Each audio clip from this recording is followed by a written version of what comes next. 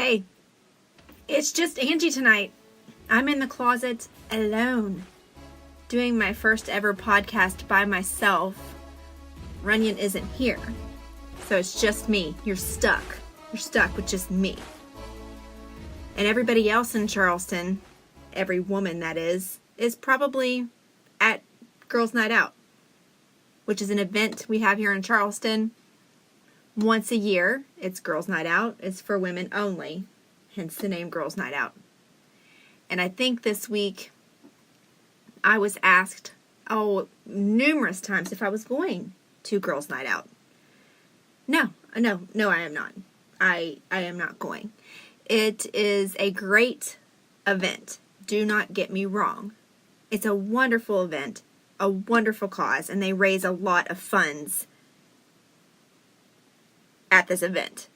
What it is an event that raises funds and awareness to eliminate domestic violence, which of course is great. And if I had any extra money, that's probably one of the first organizations I would donate to. But I don't. I don't have extra money. The tickets are very expensive, and I understand why. But I did go one year to Girls Night Out. I was given tickets, which was very, very, very gracious. I really appreciated it. And these events are really interesting because there's a theme. Each year they have a theme as far as attire goes, decor, and such.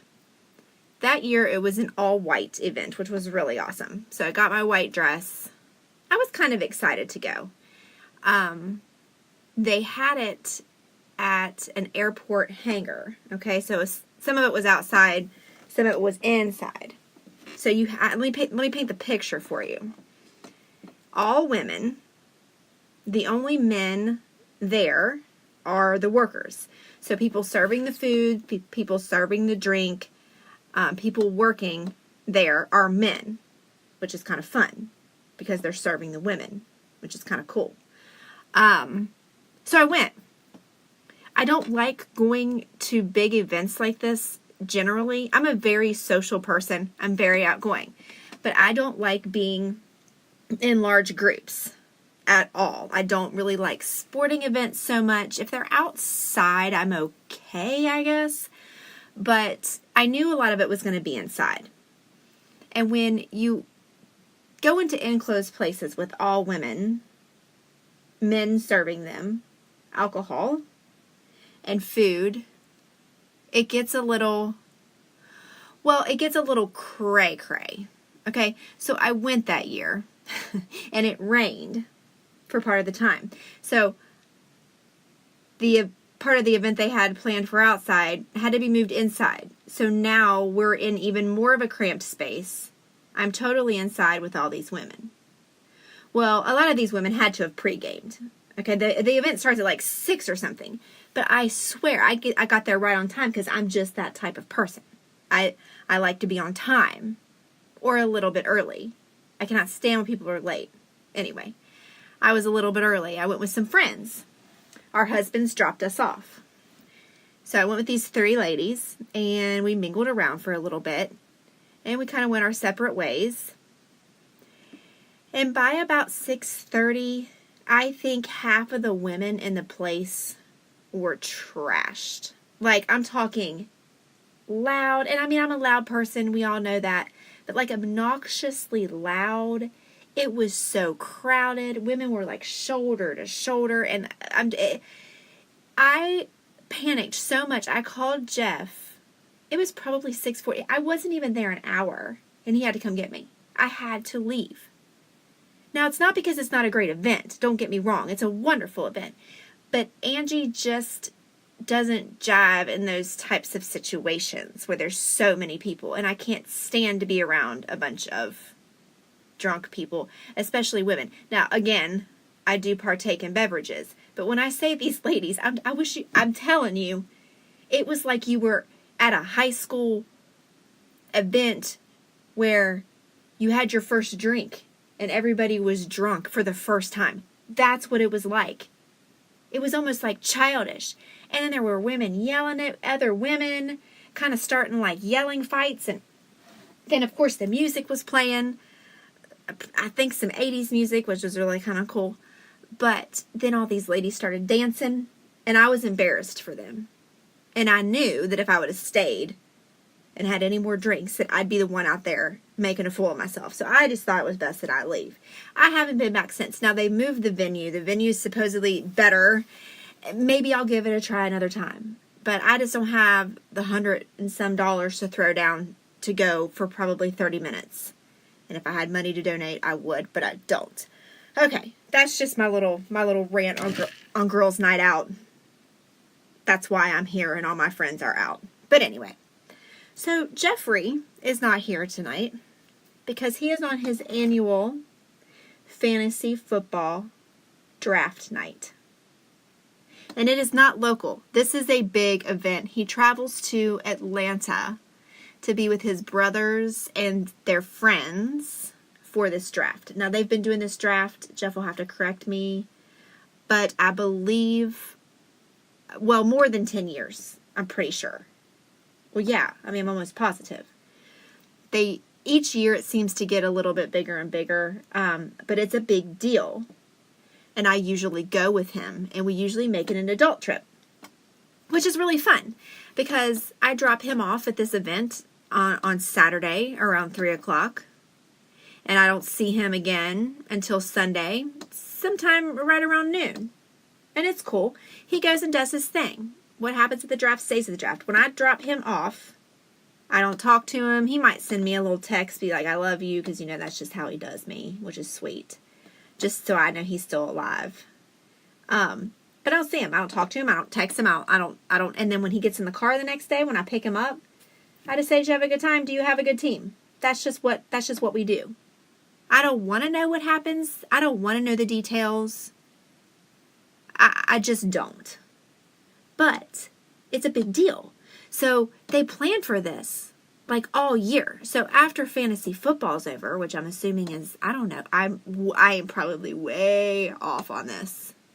But is it like January, February? I don't know. Whenever it's over, January, February, you would think I would know, but I don't really know the exact. But anyway, I swear, I think the day it's over, I think the very next day, there's a commissioner in this league. It's crazy. Like, they're serious. So this commissioner, I think there might be a party planning crew. They get started on the next year's plan already. That's how big of a deal it is. We're not just talking about a bunch of guys getting together at somebody's house and setting their draft. Having their draft picks. Doing draft. We're talking it's an event. They do a pregame. I think they like play some sort of game for draft order pick. Now listen, I don't know exactly what I'm talking about. I don't really know much about football, and I know even less about fantasy football. But I just get bits and pieces from what Jeff tells me, because he'll start to tell me, and then I'll like tune out. So I get bits and pieces of the story. But anyway, they play games. Like one year they played cornhole, I think, for draft order. I think it was last year. They went to this place and they played old school video games like Pac-Man and stuff for draft order. Then, I believe, they go into this room after they get their draft order pick. They have to turn in their cell phones. They're not allowed to have their cell phones on them. They have to go Angie style. They have to use notebooks. They have to use paper. They have to go by memory. You can't use your phone. So they turn their phones in. I think there's like this big whiteboard, or maybe it's a poster board with like what am I trying to say? Like the brackets. That's the word. I think it's a bracket, I think. Or maybe it's not. Maybe they just do a draft. Anyway, I know like some sort of whiteboard is involved. And they do their draft picks. And I think if you don't pick fast enough, you get booted down. It's like serious. Like, we're not joking around. They're serious. And then after they have their teams, and after that part's over, I think they get their phones back, and then it's party time. I think they go bowling. I don't know. And I don't ask. I don't want to know. I don't know if there's strippers involved. I don't know if I don't know. I don't care. Because what I do during the draft is just as fun for me. No, I'm not doing that this year. This year I'm sitting home in my closet talking to a microphone because I didn't get to go this year because I didn't have anyone to watch my children. They're almost to the stage where I could leave them alone for a couple of nights, but not quite there because I still have a 10-year-old boy, and those teenage girls would probably have a party, probably forget he was there, and burn the house down or something. I don't know. But normally I go, and it's a great time because Jeff and I like to travel with each other. That's part of the fun. It's a very quick trip, it's usually 2 nights. But we'd like to travel together. It's fun. We actually get along, so it's fun. But I drop him off, and then I get me time, which I never get. Like when I'm here and I'm working, somebody always needs me. Like my job, somebody always needs me. At home, somebody always needs me. And where I love that, sometimes it's nice to know for nobody to need me. So I drop him off, and then it's just me. I'm not responsible for kids. They're 8 hours away. I can't do anything about it. I'm not responsible for anything at work, and I'm not responsible for a husband. It's just me. And it is seriously the most amazing time. I do have friends in Atlanta, and sometimes I'll meet for dinner quickly, but most of the time not, because I like to have truly a me experience. Because even if I do get a day to myself when I'm here at home in Charleston, and I go anywhere to just try to unwind and relax, I see somebody I know. It's a small town, so that's not truly me time. I'm talking by myself. Sometimes I don't talk to anybody in that 24-hour period. And it's amazing. So I'm going to share with you what I did last year, because last year's trip was very, very meaningful to me. Most of the time, like I said, I just go and hang out. But last year I had an agenda. And here's what I did. So as you may or may not know, we lived in Atlanta for 8 years. During those 8 years, I had my 3rd baby and gained a lot of weight with that baby. So I decided once he was probably 18 months old, probably almost 2 years old, that I was going to get myself back into shape. And here's what I thought I would do. I had this big idea. I'm going to join a gym. Great start. So I drove to the local LA Fitness, and I went in there about 50 to 60 pounds overweight. I walk in the front door. The lady greets me. She's fit. She's in shape. I'm in my 30s and I'm frumpy. And I say, "Can I take a look around? I'm thinking of joining the gym." And she says, "Sure." And so she walks me around. And as I walk around, I'm looking at the people working out. And they were buff guys. There were girls of all ages in yoga pants and sports bras, looking perfect, knowing what they're doing. And 30 seconds in to that tour, I wanted to leave. But I stuck through the tour. I faked a smile. I said, "Yeah, I'm probably going to join, but I'm going to come back tomorrow." Well, I went to my car and I sat in the parking lot. I remember the parking space that I was in, and I cried because I was so intimidated. I felt like all of those people were so far ahead of me. There was no way I would ever catch up. I didn't belong there. I felt like I did not belong there. So I gathered myself. I drove down the road and went into this little gym, a 24-hour gym, and I felt more at home there. The guy gave me a tour, and the people there were kind of more on my level. But I was very frustrated because I wanted to be there. I wanted to be at the LA Fitness. I had never been this overweight before, and I hated it.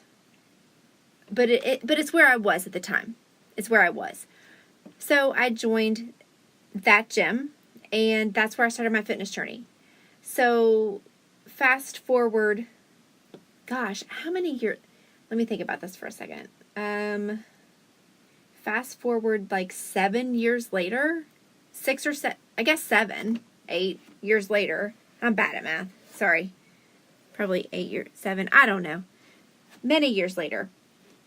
Fantasy football draft weekend last year. Jeff and I go. I drop him off.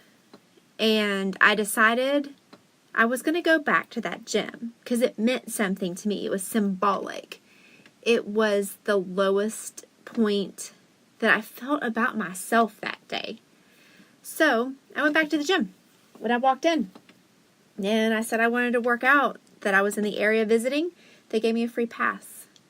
And I wore my Ange Fitco shirt. This cutout on the sides. I wore my best yoga pants, of course. And I worked out. And I worked out very confidently. And I sat on one of the machines and I just cried again because I came back to the place that crushed me and I was crushing it. I walked around very confidently and I conquered it. And it was a very surreal moment for me. I don't know if you can understand that, if you've ever been defeated by something and come back years later and conquer it. That's how I felt. It was like this really weird high, I guess. I can't explain it. So I left the gym that night and I decided, because I had such an accomplishment, that I was just going to go do my favorite guilty pleasure, which is get a tattoo. I love tattoos. I think they mean something to me.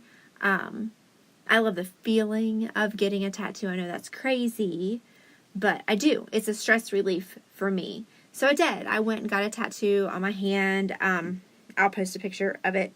I'm sure most of you have seen it, but it is it's on the side of my hand and it's like a dumbbell going through a heart. And that symbolizes that day of me conquering what tore me down to one of the lowest places that I've been. So I got a tattoo. So that's what I did that day. Then I went and had dinner with friends that night, and then that was it. The next morning I got up and I went to that very same gym because I was addicted to it at that time and worked out again. And then I picked up Runyon from his fantasy football day. Again, no questions asked. So the fantasy football weekend to me, where I sit back sometimes and I kind of chuckle and laugh to myself about how these guys get so into it. It's a big weekend for me too. And I didn't get to go this year, and that's fine. I'm here in my closet doing a podcast. But I'm reminiscing back on the one fantasy football trip that has meant the most to me, and it definitely was that time. But that being said, let's switch back for a moment to fantasy football and how crazy that it is. Because the time of year of fantasy football, I feel like for a minute, Jeff's kind of cheating on me a little bit. He's always in his phone during this fantasy football time. He's always texting his league. They have this special little group text. They do weird things. I don't know. He's always sending messages. Sunday mornings, I think it's Sunday mornings, he gets up and I'm like, what are you doing? He's constantly on his phone. He's in the iPad. He's like, I'm setting my lineup. It's a big deal. I'm like, okay, well, I guess I'll leave you alone to that. And it's like this thing. And it's kind of like the same thing with March Madness. I lose him for a minute. He's all into this fantasy football. A lot of guys are. And actually, a lot of girls are too. I mean, it's not just a guy thing. I mean, girls get into fantasy football as well. I'm just not smart enough to get there.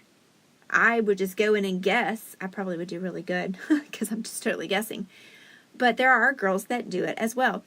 And I do. I just feel like sometimes it's almost like fantasy football is his second wife. He's always texting. He's always into it. In fact, I think it was like, when was that? Like 2009 maybe to 2015, 16. Again, I don't know for sure. There was a show on HBO, like kind of dedicated to fantasy football. It was called The League. And actually, even though I'm not into fantasy football, it was actually kind of a funny show. And I'm sure you've seen it. Maybe you haven't. But it was just showing different characters in their role in fantasy football. And there was this married couple, and she did fantasy football as well. And in fact, if I remember right, she was really good at it. And they would all try to come to her secretly and get her opinions on who should be in the lineup and who should be cut and who should be traded and all that stuff. It was actually kind of funny. It was called The League, and I think it was HBO. I'm so bad at this. I don't know shows and what networks they're on. I don't know. But it was The League. It was funny. But they set these lineups. It's a big deal. They do these trades. It's crazy. They have team names. Like they name their team. It's just crazy. But it makes watching football for me actually kind of a little bit more interesting. Because see, if you win fantasy football, you win money. Well, at least in Jeff's league you do. You also win this hideous... Let me tell you about this trophy. Well, first of all, let me tell you about the money. I obviously am pro money. So I want Jeff to do well. So when the games come on, I want to know what's going on too. So it actually gets me involved in football a little bit more to see if his players are doing well. But dear Lord, if his players are doing bad, he starts yelling at the TV, throwing things at the TV, cursing.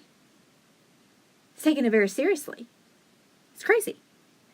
But this trophy, let me go back to this trophy with their league. I'm not going to tell you what it's called because I can't remember right now.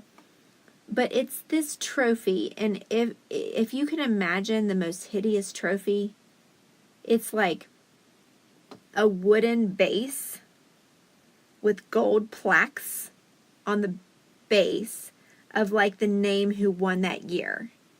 And then the trophy like cup part is like this gross, hideous, gold plated, cup. And it's huge. And whoever wins Jeff's league for the year gets to take this trophy home for the year. Okay, well, Jeff has won this trophy numerous times. And he wants to display the trophy. Well, let me tell you right now, it's not going to be displayed in any part of my house that people can see. Yes, baby, I'm proud of you. You won your fantasy football league, but that damn trophy is staying in our room, is staying in the garage, is staying in the basement, is staying in the storage under the steps, but it's not staying on our mantle where everybody can see. It's hideous. But it's tradition, and I get it, and it's fun. It's fun for him. Let's go back to these names. Fantasy football names. Now, I don't know what Runyon's fantasy football name is this year. Honestly, he's going to kill me. But I can't remember exactly what his names were in the past. I know he has himself been called King Geoff, King Hefe. They call him different things because he ranks pretty high in his league. But I researched, I Googled the best fantasy football team names for 2018. So I'm assuming that was last year, fantasy football. Now, I don't know football players. This probably makes sense to you if you watch football. But there was one named Jimmy G-String Divas, Baby Got Dak, Pimpin' Ain't Breezy, Zeke squad. I don't know what that is. Demarius had a little lamb. Keep your Royce down. Now, I'm assuming those are football players. But again, I don't follow football that closely. I just watch for the uniforms. Ladies, you know what I mean. Speaking of uniforms, let's just let me just transition a minute. I'm going to go all over the place. Sports uniforms. What's hot? What's not? Football uniforms, hot. Baseball uniforms, hot. Basketball uniforms, and no. Guys, come on. No. Soccer uniforms, no. Wrestling uniforms, hell no. We want tight pants, tight fitting things. Like, girls like tight things too. So football, yeah. Baseball, yeah. But anyway, I digress. Those were the best names of fantasy football. Now, when Runyon comes back, maybe we'll ask him what his fantasy football name is this year and maybe some of his people's. I don't know how much I'm allowed to share. I don't know that much. All I know is right now, as we speak, he's doing his draft. It's, right now, it's actually 10:09. I don't know what he's doing. And I'm not allowed to ask, and that's fine. Maybe he'll share with us when he comes back, and maybe he won't. And all the girls at Girls Night Out, I'm seeing Facebook texts. I'm seeing Instagram. I'm seeing Snapchat. And let me tell you, girls, quit Snapchatting like 20 snaps in a row of you dancing and jumping around. We get it. Like, we get it after 2 snaps. Like, we get it. You're dancing. You're having fun. Sweet. Move on. Like, I've been on Snapchat tonight, and I cannot tell you how many snaps I've seen. Just the phone's, like, bouncing and jumping, and everybody's in blue. I mean, I get it. I should have worn blue tonight. I'm in my closet, and I have on purple and black. I'm so not supportive. Anyway, maybe I'll go next year, and then I'll do a podcast about how my experience was. But seeing what I'm seeing on social media tonight, it's basically the same as it is every year. A bunch of drunk women dancing. So I'm kind of glad I'm sitting here in my closet. Anyway, I hope this podcast was somewhat interesting to you. Runyon's not here. He's the funny one of the two of us. I get it. I know that. I hear it all the time. He's not here, but he'll be back. And we'll be back together tomorrow night. But good luck to all you people playing fantasy football. Ladies at GNO, drive home safe. Bye, guys.